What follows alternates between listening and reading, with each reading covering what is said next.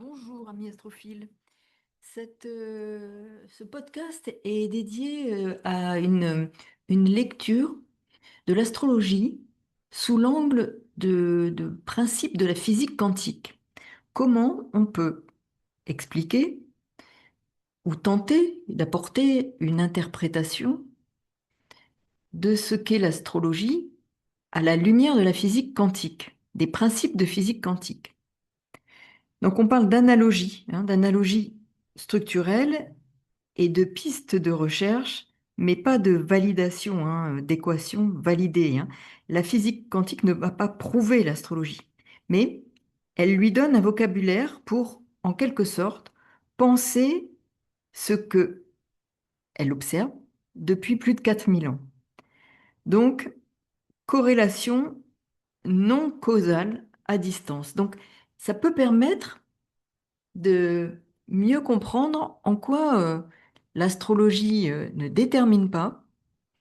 Le ciel astral est un ciel qui est un ciel de promesses qui n'est pas activé systématiquement.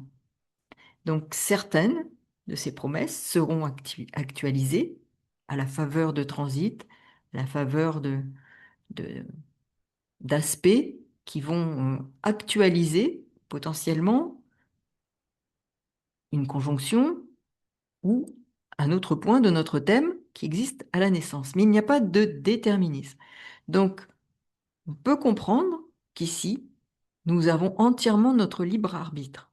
Donc, l'astrologie propose, elle propose et nous allons pouvoir, avec une plus grande connaissance de qui nous sommes au fur et à mesure du temps, en conscience, pouvoir comprendre qu'il s'agit d'une boîte à outils et comment nous pouvons l'utiliser et prendre conscience des cartes qui sont entre nos mains afin de jouer le meilleur jeu possible.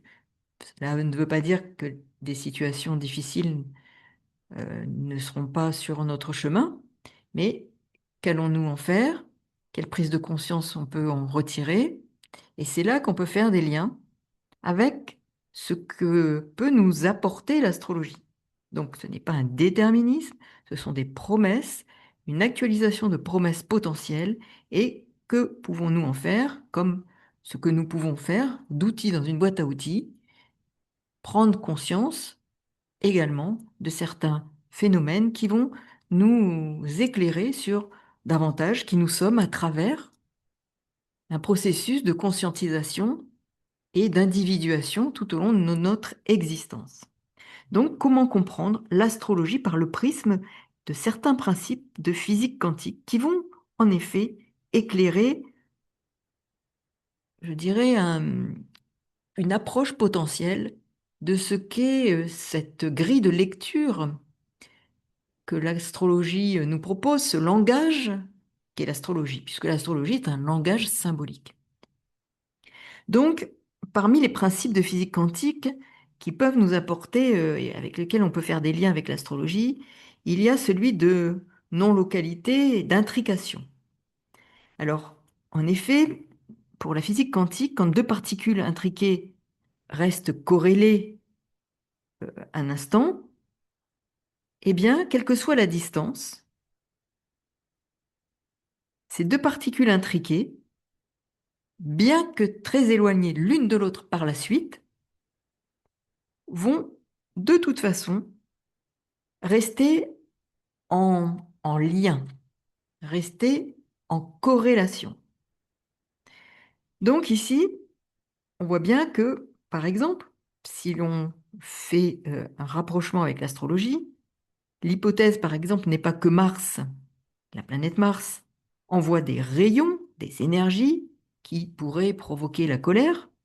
L'hypothèse est que nous et Mars soyons deux expressions intriquées d'un même état du champ au moment de la naissance, en ayant à l'esprit que nous sommes constitués de 97% d'atomes stellaires.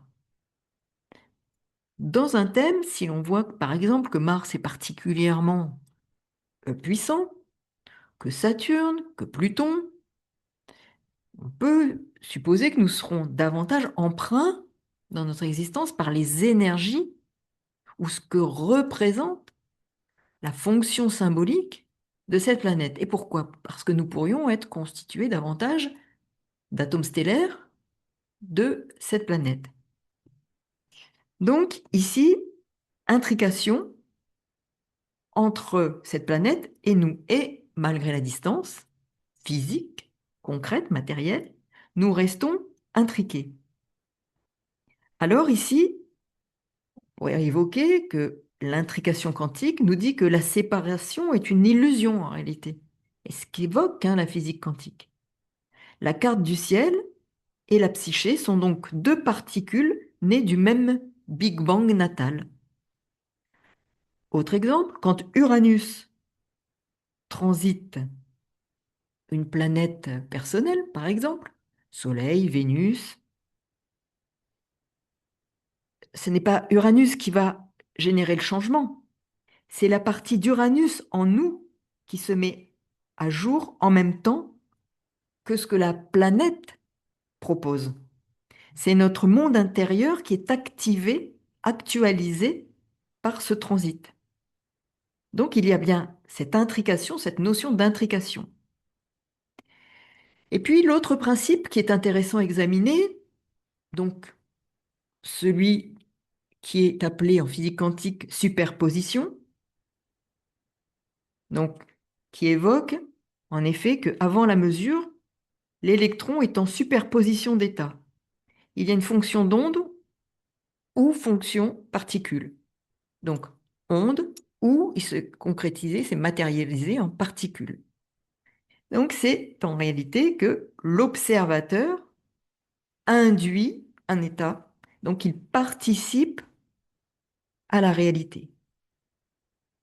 Alors le thème natal est en quelque sorte notre fonction d'onde, c'est-à-dire qu'on ne sait pas encore ce que nous allons faire de ces ondes qui sont inscrites dans notre thème natal, donc fonction d'onde, et comment à un moment donné, avec une conscientisation, avec ce que nous sommes, l'observateur et l'acteur que nous sommes, comment nous allons matérialiser cette fonction d'onde qui est le thème natal. Par exemple, Vénus en Gémeaux, maison 5, carré à Saturne, maison 8, ne signifie pas qu'on va tout rater en amour. C'est une superposition de deux états, de tout ce qui représente la sphère vénusienne, avec l'amour, peut-être euh, la notion d'argent, et Saturne, qui représente de son côté le comptable, celui qui va freiner, qui peut parler en effet de contenant, de limitation, et Vénus, par exemple ici en Gémeaux, qui a besoin de liberté, et Saturne qui, là, va contenir. Et il y a une superposition. Alors, à la naissance, on peut se dire, mais quelle équation? C'est le libre arbitre qui va poser la mesure. Les transits, en quelque sorte, vont être des appareils de mesure qui vont, en effet, voir comment nous allons actualiser ces deux potentiels qui ne se marient pas forcément très bien. Et pour autant, nous, acteurs et observateurs de ce qui se joue dans notre existence, nous allons pouvoir, nous n'allons pas nous n'avons pas à subir, mais plutôt à conscientiser ce qui se joue pour dépasser et faire en sorte que nous puissions, ici, faire dialoguer ces deux planètes et de choisir vraiment la version Vénus-Gémeaux, par exemple, que nous voulons incarner pendant les 30 prochaines années, puisqu'il s'agit, avec Saturne, du cycle saturnien. Quelle version de Vénus, ici, nous demande de conscientiser Saturne? Que voulons-nous faire advenir de cette Vénus? Et là, nous comprenons que cette observation et notre place d'observateur et d'acteur va permettre d'à partir d'une superposition d'états, Vénus-Saturne, d'en faire quelque chose et de faire un choix de la version que nous avons envie, que nous souhaitons, que nous désirons mettre en œuvre. Donc il n'y a pas de fatalité. Troisième principe, synchronicité. Donc il y a ici la notion de synchronicité, hein, de champ unifié hein, en physique quantique et de synchronicité qui ont été travaillées d'une part par Pauli, prix Nobel de 1945, hein, donc en physique, et avec Jung sur la synchronicité. Donc ça, c'est véritablement, je dirais, une alliance intéressante à examiner de ce qu'ils ont pu produire par rapport à, en effet, la physique et la psyché sont deux aspects d'une même réalité sous-jacente. Paoli, le physicien, Jung, le, le psychiatre psychanalyste, qui évoque la psyché. Et tous deux ont travaillé ensemble pour évoquer cette dynamique et nous permettre d'entendre que ce sont deux aspects, la physique et la psyché, deux aspects d'une même réalité sous-jacente qui se nomme l'unus mundus. Et astronome Kepler, lui, cherchait les lois musicales entre orbite et âme. Harmonices mundi. La synchronicité jungienne parle de coïncidence signifiante sans lien causal. Alors, ces chercheurs, Paoli, Jung, Kepler, autour de l'harmonie des lois musicales entre les orbites et l'âme, entre la physique et la psyché, aspects d'une même réalité, vont communiquer et générer des coïncidences signifiantes qu'on appelle les synchronicités. Et l'on peut dire que entre Pauli et Jung, la matière et la psyché émergent d'un champ neutre psychophysique. L'astrologie nous dit que c'est un champ comme une horloge, et cette horloge, c'est le zodiaque. Et par exemple, si on prend le transit de Pluton, Pluton n'est pas une cause, mais c'est l'aiguille de l'horloge qui indique le champ qui va être traversé et où va se situer la phase de mort et de renaissance dans notre existence. Il ne l'induit pas, il ne la provoque pas, il indique comme l'aiguille de cette horloge qui est le zodiaque, où va se situer cette, cette synchronicité euh, en lien avec orbite et âme qui va générer justement cette compréhension qu'il y a une période à traverser de mort et de renaissance. En quelque sorte, on vit dedans et dehors en même temps parce que dedans et dehors sont deux reflets d'une même réalité.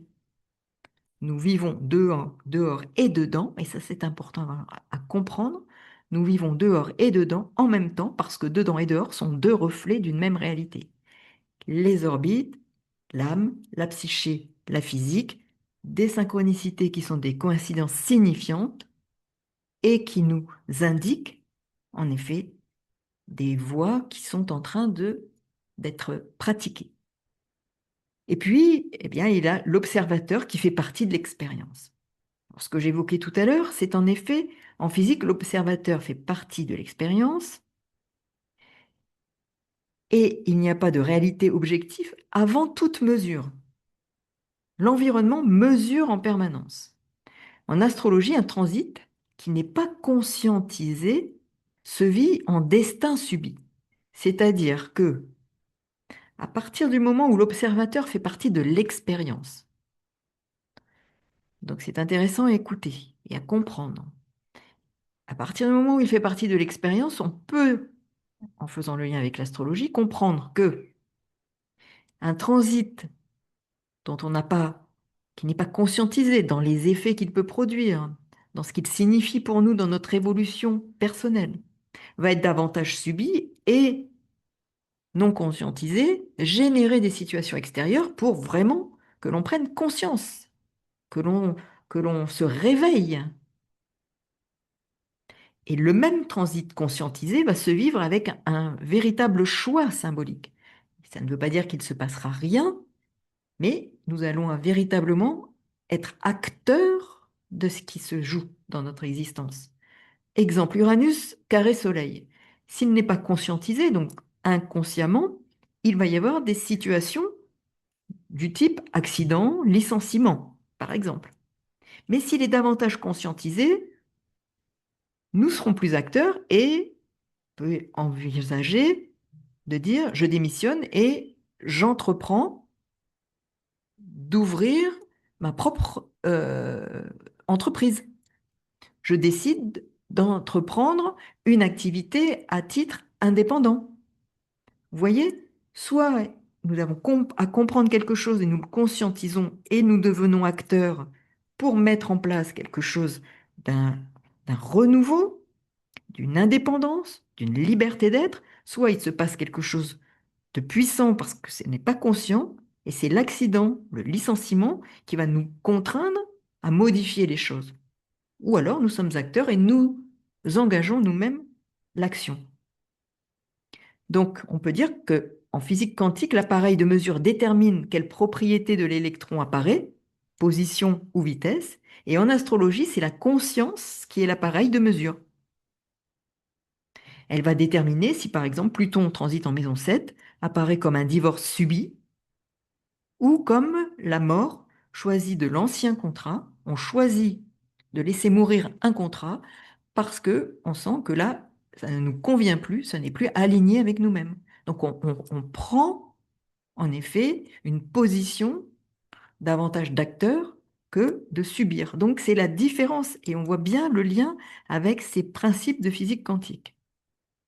Donc vous voyez comment on peut mieux s'approcher de ces liens qui peuvent être opérés entre ces grands principes. Il y en a d'autres, mais c'est quand même intéressant. Donc la corrélation, hein, un principe important. L'astrologie ne dit pas que les planètes provoquent les situations, elle dit seulement que les planètes et nous sommes les aiguilles d'une même horloge. Et donc il est question là de corrélation. Notre thème est une fonction d'onde, donc ça veut dire que tout est possible, c'est empli de promesses, fonction d'onde, et c'est seulement après qu'il y aura, comme en physique quantique, à un moment donné, de l'onde, ça passe à la particule. Mais quand c'est en fonction d'onde, on ne sait pas quelles vont être ces particules. Et les transits, eh bien, puisque le thème est une fonction d'onde, les transits sont des mesures. Notre niveau de conscience choisit si la mesure donne en quelque sorte un crack ou la possibilité d'une percée. Vous voyez, c'est intéressant d'observer de ce point de vue-là. L'observateur nous dit une planète n'existe pas astrologiquement tant que nous ne l'avons pas regardée. Saturne transite la maison 7 depuis un an, par exemple. Eh bien, le jour où on lit un mail de notre avocat qui nous dit, eh bien voilà, divorce, ou nous avons pris la main et nous avons décidé de nous séparer parce que nous savons, nous avons pris conscience que cette relation ne convient ni à l'autre, ni à nous, n'est plus suffisamment nourrissante, ou il faut changer les termes d'un contrat. Vous voyez donc comment on s'approprie l'énergie ou comment on la subit. Et c'est là la puissance de l'observateur et, je dirais, de la conscientisation des énergies qui sont tout à fait en lien avec ces grands principes de physique quantique. Donc, pour conclure, je dirais que la physique quantique donne à l'astrologie en quelque sorte un langage adulte. Nous ne sommes pas poussés par des planètes, nous sommes intriqués dans un champ informationnel. Et ces planètes sont en quelque sorte les battements de cœur. Alors, lire le ciel, hein, c'est en quelque sorte prendre le pouls de ce champ informationnel et agir, c'est synchroniser notre propre rythme cardiaque avec ce champ informationnel. Et là, nous comprenons davantage comment l'astrologie peut tout à fait être décryptée à la lecture de ces grands principes de physique quantique. Donc j'espère que ça n'a pas été trop complexe, en tout cas expliqué suffisamment clairement. Merci pour votre écoute. Alors, si j'ai fait cette vidéo, c'est parce que plusieurs personnes, alors que j'avais déjà parlé il y a quelques mois de physique quantique, m'ont demandé de donner des précisions. Donc, j'apporte quelques précisions. J'espère que ça vous aura éclairé sur notamment, et ça c'est important, ce que l'on peut comprendre de l'astrologie, qui n'est pas un déterminisme. Nous conservons notre libre arbitre. À très bientôt pour de nouvelles aventures. N'oubliez pas les petits pouces et les abonnements.